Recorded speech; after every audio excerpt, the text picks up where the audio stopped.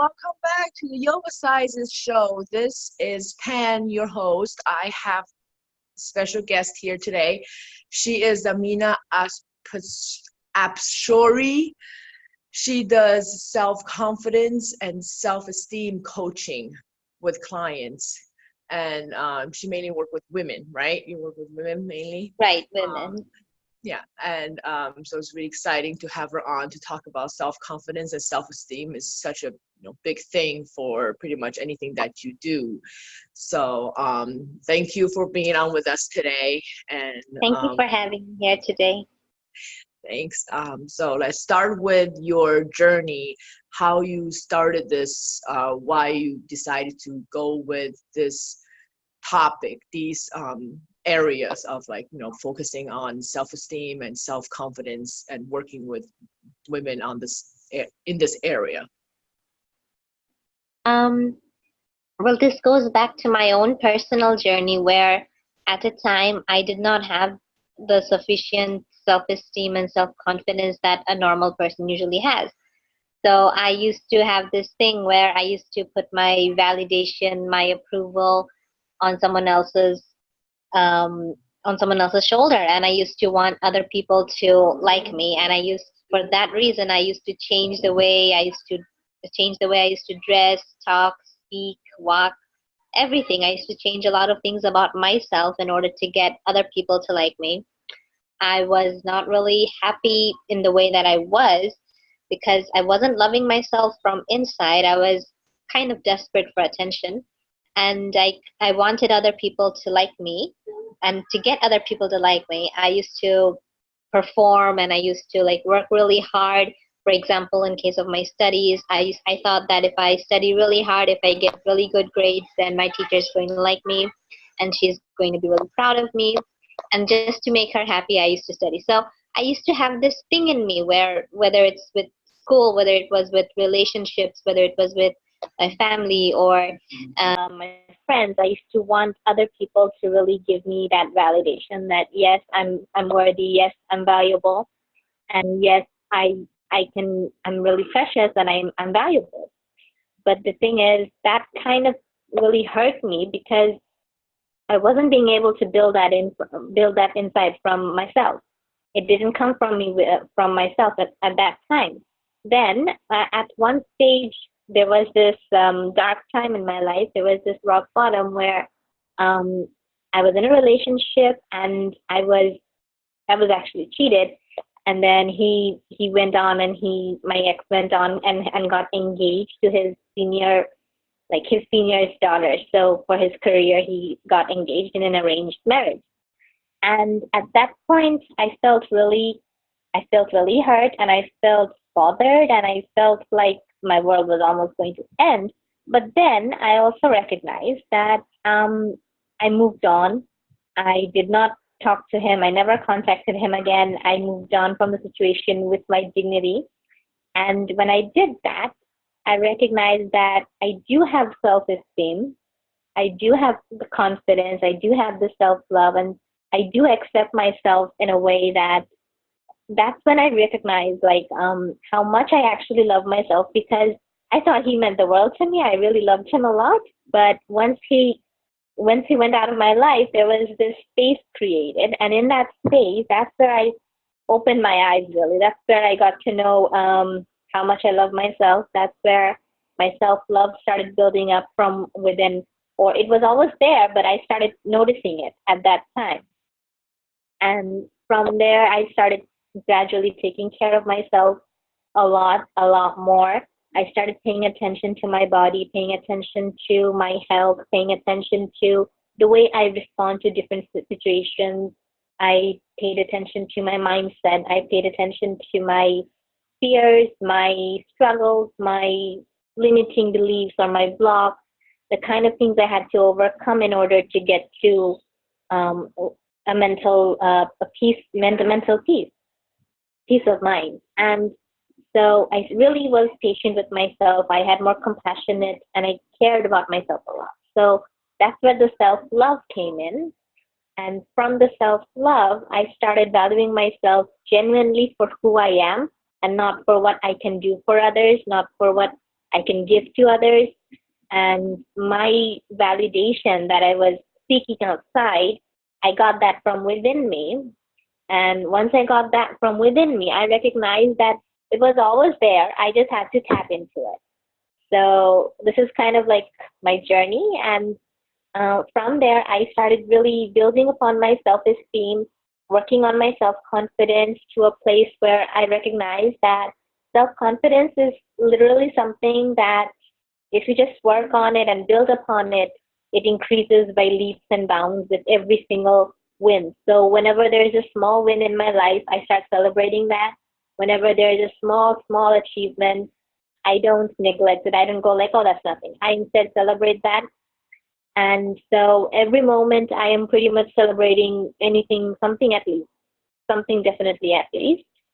And so that's where the self confidence builds up. So for me, the journey was from a place of where I was seeking approval and validation and wanting other people to like me, from a place where I did not really accept myself because I used to change the way I was. Like I used to put on extra makeup, I used to wear extra things and do extra things for other people to like me.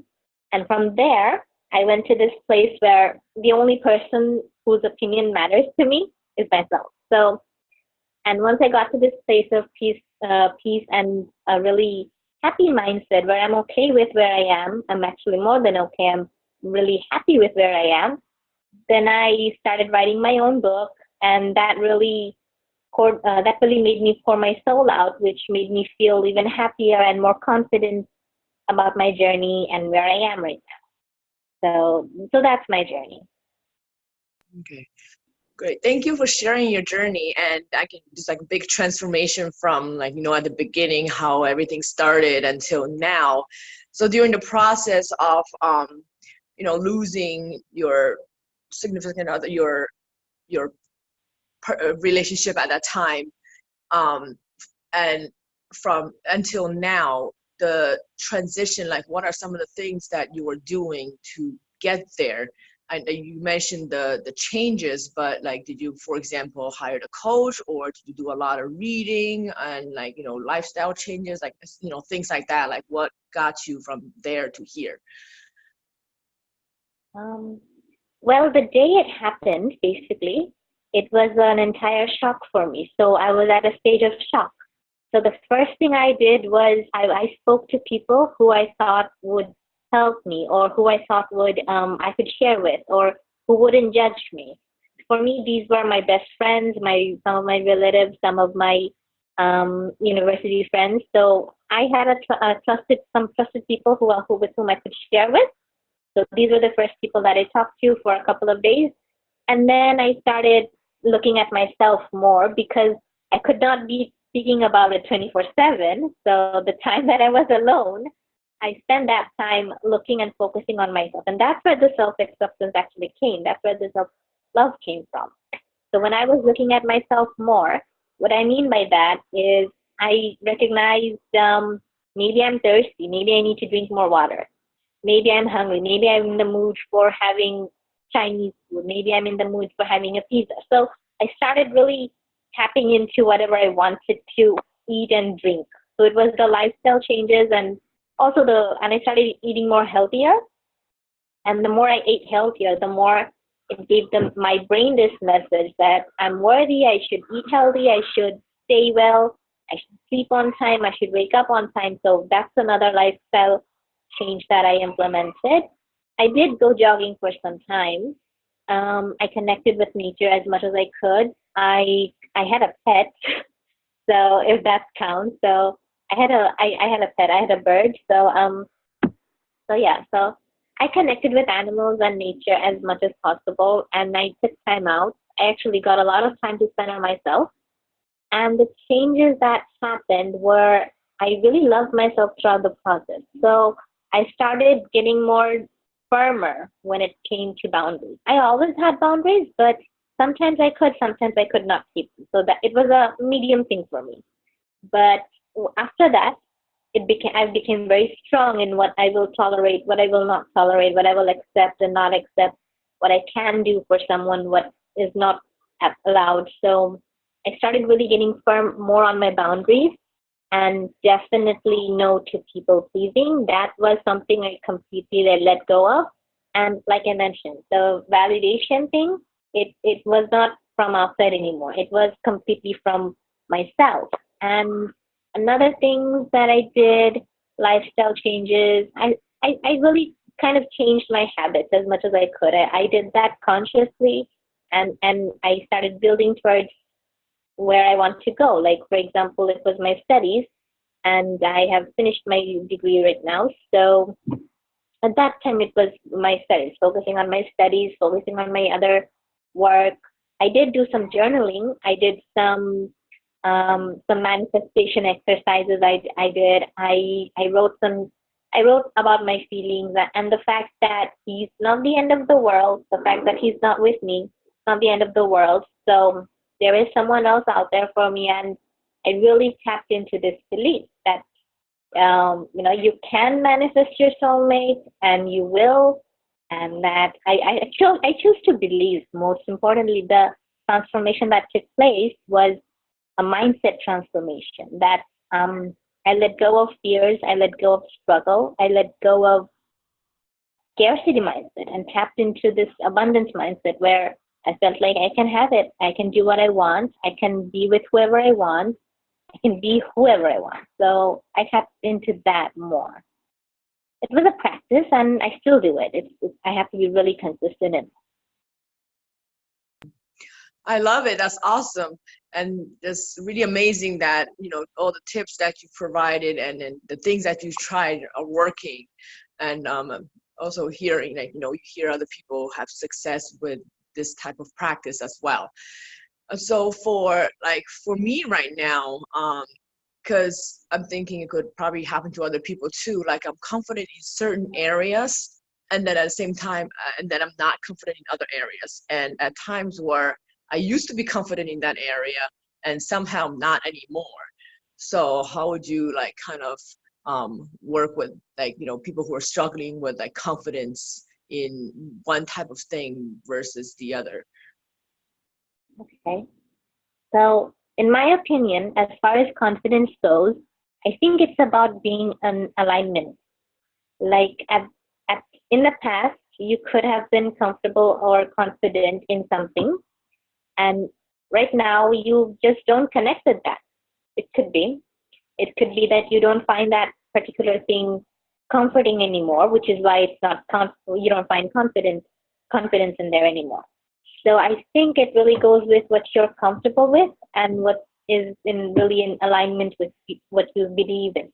So for example, you cannot really fake confidence. It's like it has to be from within because people can see right through that. So I think it's a lot about really knowing what you want or what you do, whatever it is that you're trying to be confident in. If you know it clearly, and if it's really something that's meaningful and in alignment with you, then yes, you can be confident in that. And something that you're a bit blurry about, confused about, not so much in alignment, or there's no clarity around it, that's where the confidence will be a little bit difficult. Does that make sense?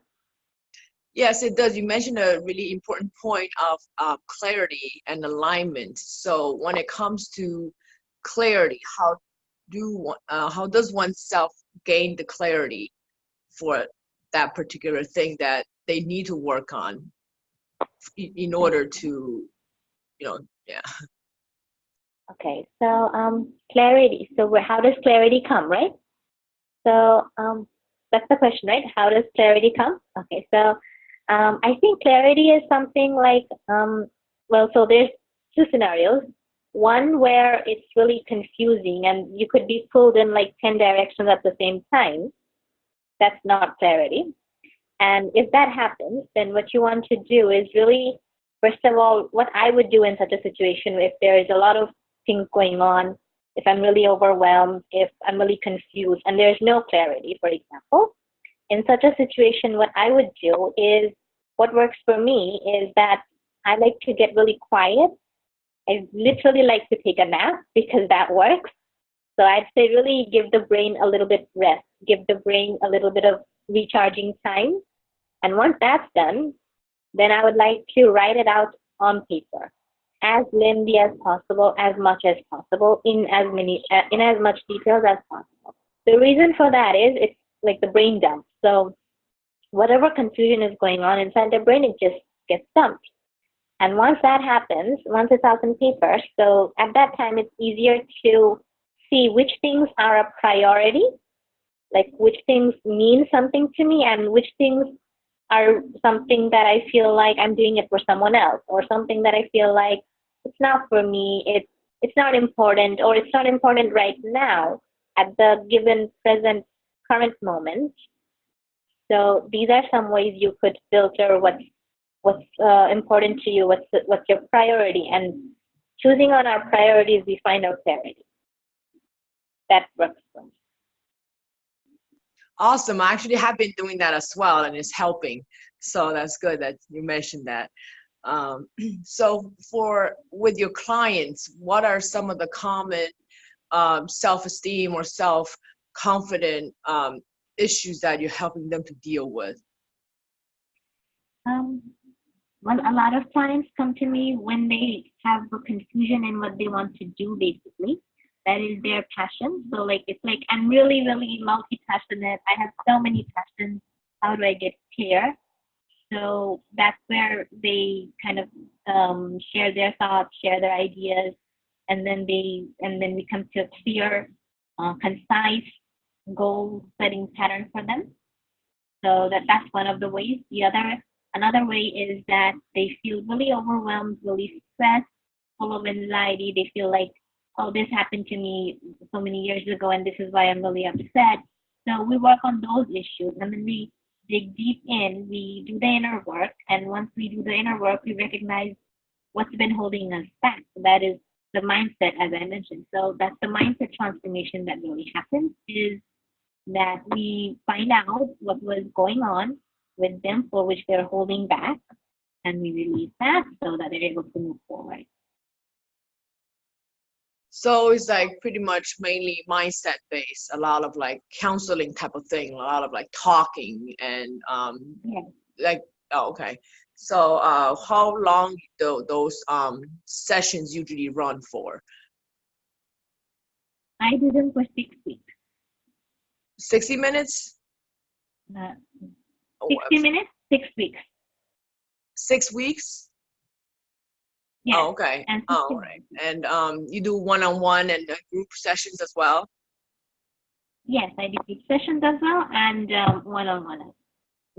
So when it comes to group sessions, people have different confident things that needed to work on, or self-esteem things that is specifically to the client. So in a group setting, how do you work on like a common thing for them as a group?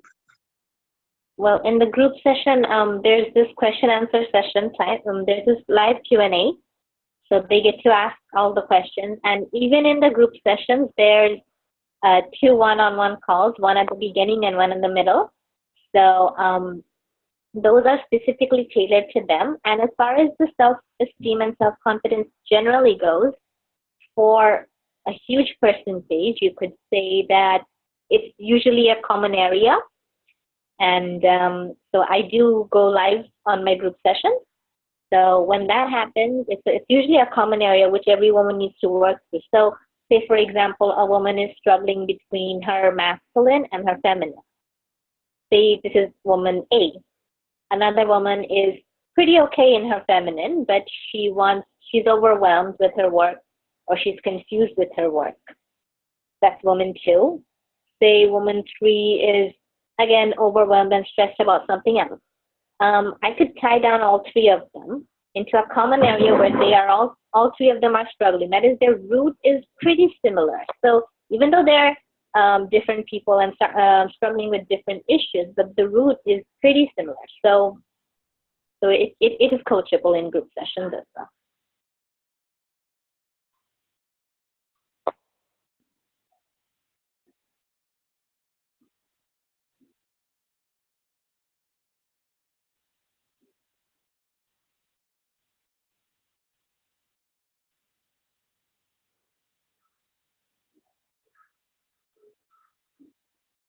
I'll just cut this part out in the interview because somebody was just passing by and didn't want to, the noise and stuff. All right. So, and then you work on them based on, oh, another person's coming out. 1 second.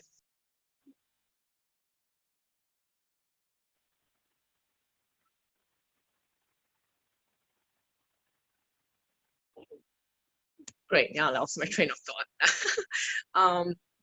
So from there on, and then you would just like tackle like the non-common areas, not the root part, but like more specific part. Then you would target, like you will mention in the individual sessions, that it's part of the program. Yes, it's like at the beginning there is a call, so that I get to know who the client is, what her situation is, and then and we have an initial discussion, and then we have some homework for her to do, and then in the middle there is another call. So that's where we discuss her progress. And in between the 6 weeks, I go live on each week to discuss the topic that everybody is struggling with, and they can also ask me their questions. So it's live, plus it's also personalized in the sense that they can also ask me any questions. So it's kind of both in that way. And the root cause is pretty similar. So Interesting. And so what are some of the main root causes? Main root causes? Yeah. Okay. So self-esteem usually comes, like the reason why people usually struggle with self-esteem could be a number of reasons. That could be from their childhood. They have had this situation where they feel that they cannot accept their bodies. They feel like women are expected to be very pretty and they're not pretty enough, or they feel like I'm not tall enough, I'm not fair enough, I'm not beautiful enough. So there's always this physical image thing going on. So there's that aspect. There's another aspect which is huge, because which is huge in the sense that they feel insecure, and this insecurity can come from a number of places, which could be from unable to trust someone, unable to believe in themselves, that I'm enough, I'm worthy, like just simply believing the sentence I'm enough and I'm worthy. This is very difficult for a lot of women to digest, but this is one of the root causes, not being able to accept this. And it goes down to usually the way they were treated as a child. And whether or not they know about it, it's something that we pick up on subconsciously. It's something that we kind of consider normal, and we get conditioned to grow up in such a way. So, for example, in my case, it was this, that I used to study maybe 7 or 8 hours a day, or sometimes 12, sometimes 13. Like, I used to just sleep and study as much as I could to get good grades. And my goal was just this much, that when I get an A plus, so my dad is going to be really happy. So I used to study and as much as I could, and put my health at risk in some way. Sometimes I would stay awake late nights and not sleep. So this is what I used to do. But other women have other different tackling issues. Sometimes women struggle because they're not happy. Sometimes they struggle due to their personal situations, like an issue with an ex, an issue with family. Sometimes family really gets in the way. Issue with their parents, issue with their mothers, especially mothers, and other feminine role models that they used to look up to as a child. Because as women, as a girl, as little girls, we always look up to someone in our childhood, whether it could be our mom, our aunt, our sister, big sister, our grandmothers. We look up to them. We consider them idol, idol and ideal. So we think like they're perfect, and we try to follow them and try to be like them. Most women do. So the kind of healings that the role model doesn't have, that's what they pick up on. And when they pick up on this, they end up developing habits which cause them to form blocks in the middle. And that's where they kind of become trapped. So their emotions get trapped. And when the emotions get trapped, it starts multiplying and manifesting inside, which builds in a lot of self doubt and fear and judgment and really guilt and shame around themselves. But they're not always subconscious about it, they're just subconscious about it, which is why it's not like they're not always screaming and shouting, but to some extent they are. So these are some of the root causes. There's a lot more, but it really depends on what the person's personal journey is.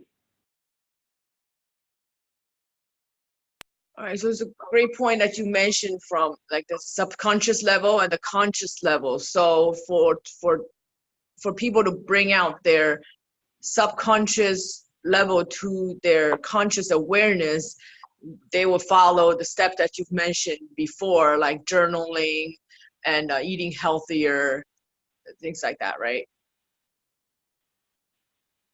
Right. Yeah. Okay. And so speaking of like healthier eating, like what are some of the changes and recommendations that you'll recommend for the diet wise, like, you know?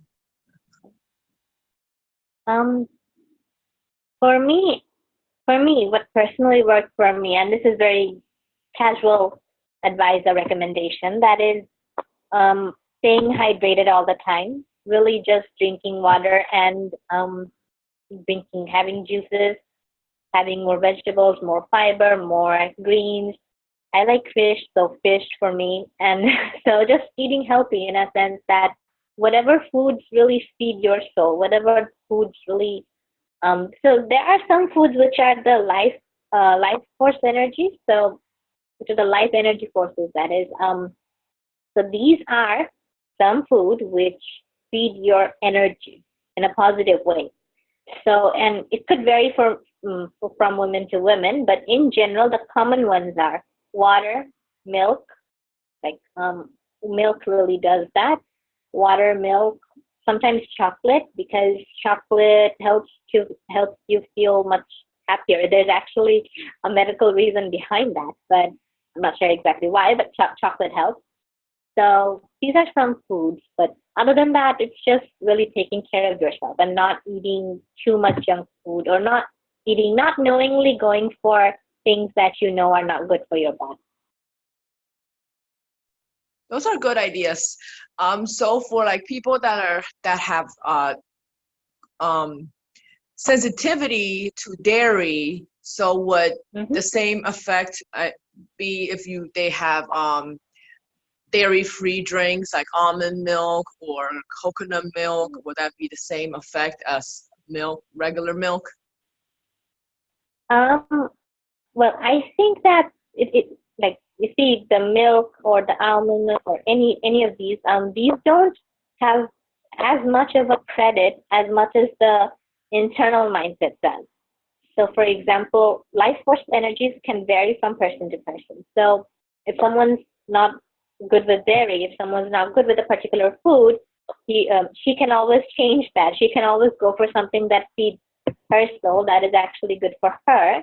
Like, for example, water is good for everybody. Milk is generally good for people, but people who cannot take milk, they can definitely take other things. This is not really anything medical. It's more life energy force, in the sense that, for example, another example is really just sleeping enough. For example, a lot of people go to sleep deprivation. So it's a combination of a lot of things. It's not just one thing that changes or has a much of a big effect. So if someone is not is sensitive to milk, then she can just not take it. And if she chooses to take some other form, like you mentioned, she could do that. There is no problem in that. If it's healthy for her, then no problem in that. It's just that life force energies, they're not just food. They're food, they're water, they're sleeping on time and waking up on time, whatever that schedule looks like for someone. They are also taking some time to relax. They are also connecting with nature. It's a combination of all of these things. And some people like to journal, some people don't like to journal, some people like to meditate, some people don't like to meditate. So again, it's about alignment. So for example, I do not journal every single day. I do not. I do most of the time, but not every single day. Some days I don't want to journal because I just want to jump on and do my thing because I know what I want. So it's so clear that I don't have to journal for some days. On some days I do journal. So there's no routine, there's no rigidity around it. There's no like you have to do this every single day, or there's no specificity in this case. It's really what feels good and in alignment to her in that particular. It's also is important that, like you mentioned, you don't have certain things you don't have to do every day, but some people they kind of like pre kind of set in their mind that okay, everybody does journaling, that I'm gonna have to do it every day, and then that kind of overwhelms them, so they end up not doing it at all, like Exactly. that type of thing. So just kind of, you know, follow what you need to do, and especially at the beginning when you're developing a routine is going to be, you know, you take gradually get there. So Yes. you know, it takes patience. um like besides the diet and the whole mindset thing, is there like other type of like routines that you follow? Do you have like certain things that you have to do on a daily basis? On well, first of all, there's no you have to do. It's like it's what floats your boat for me. That's what I believe in. What really helps you move forward because every woman is different. Every woman's thought process, adaptability process, every woman's processing process in her mind is also different. So she proceeds at her own pace. So, there's this thing that I say to my clients that embrace your pace. So if you're not able to jump from A to B in like an hour or a week, it's okay. Progress at your own pace. Go slow, but do it with full alignment. Because the reason I mentioned so much about alignment is because I think that is just key to everything. Because you could do journaling for 100 days and it will not make a difference if you don't put your heart and soul into it. If you do it just because other people are journaling, I have to journal, it's not going to work because it's not coming from that place. It's not coming from the place that I like to journal, I want to journal. It's not coming from there. It's coming from the place of a quick fix, so to speak. Same goes for meditating. Sometimes I do like to meditate, but it's honestly not really a part of my daily routine. My daily routine does consist of things that I like to do, and it varies a little bit to and fro. Some days I will meditate if I really want to, if I really feel like. Other days, if I do feel overwhelmed, what I do is I just lie down, take a 30-minute nap, take an hour nap, and I feel better afterwards. Because when you're overwhelmed, the only thing you really need is to get your brain recharged and a clear hyper-focus. So in terms of routine, I do think that self-care is important. But then again, self-care is important, but not so much as to stress yourself and that you have to stress about self-care. Does that make sense? So that's one thing I'd say, that like really being in alignment with every moment at what you're doing, being in alignment with the present moment. That's what I would recommend. That's the best routine. Awesome. And also, like you mentioned self-care, and you can be really creative with self-care.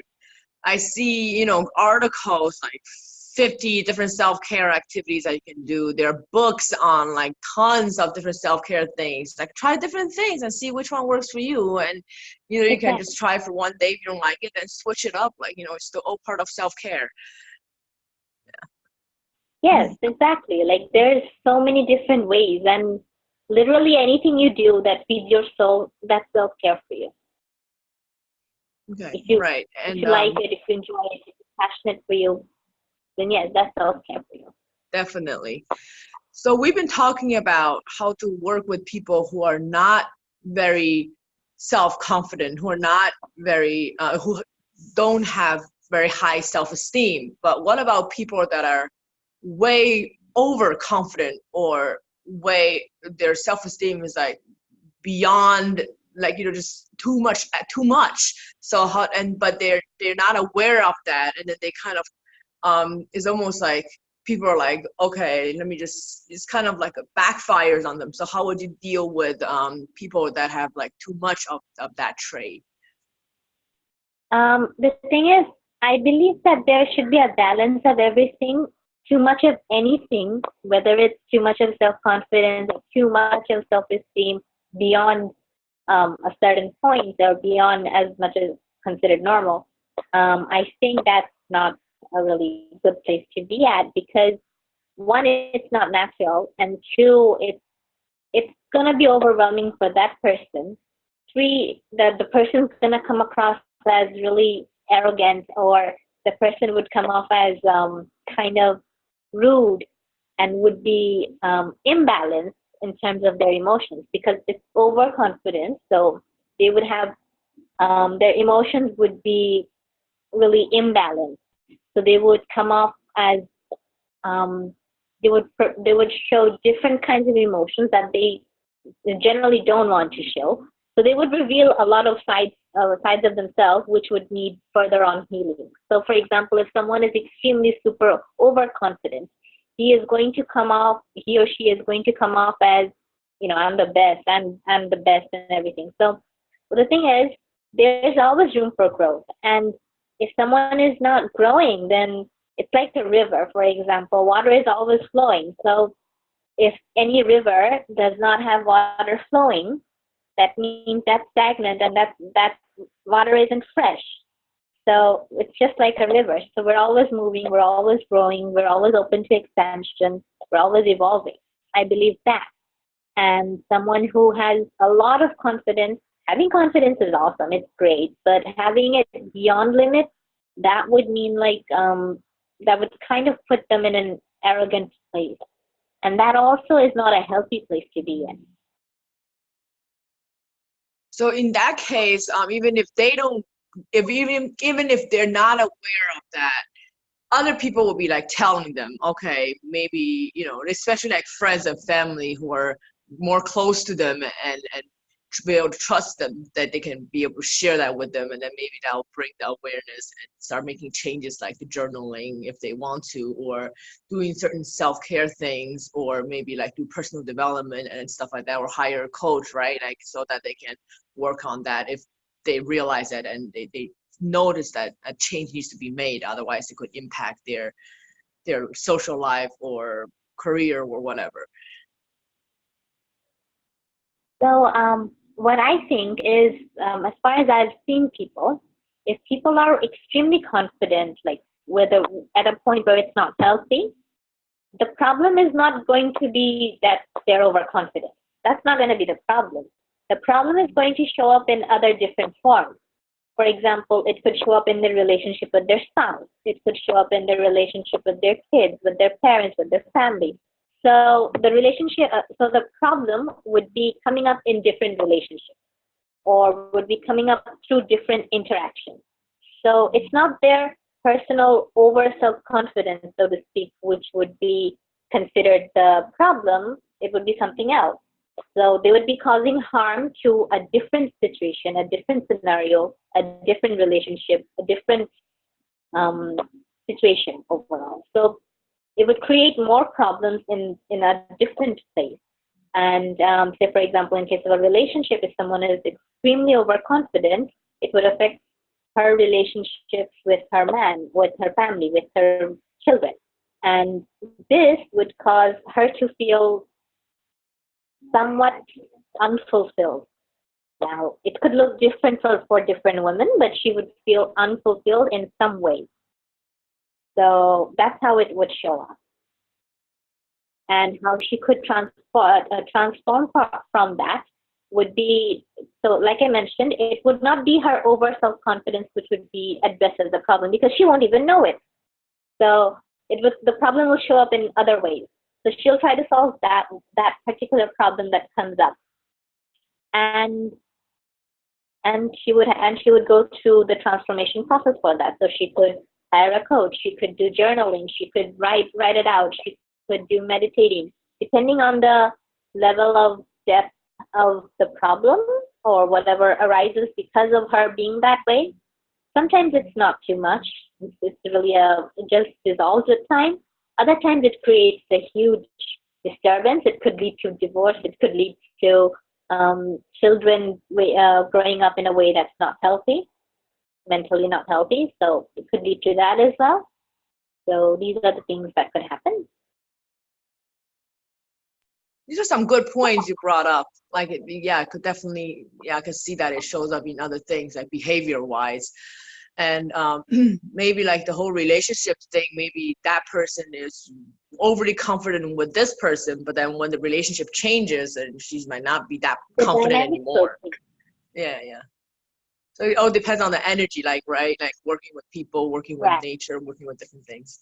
It depends on the energy, the dynamics, and it's a man-woman relationship. So like there's all kinds of relationships. So with her kids, with her family, there's the dynamics, and with her spouse or boyfriend or girlfriend or spouse, the relationship polarity will be kind of disturbed.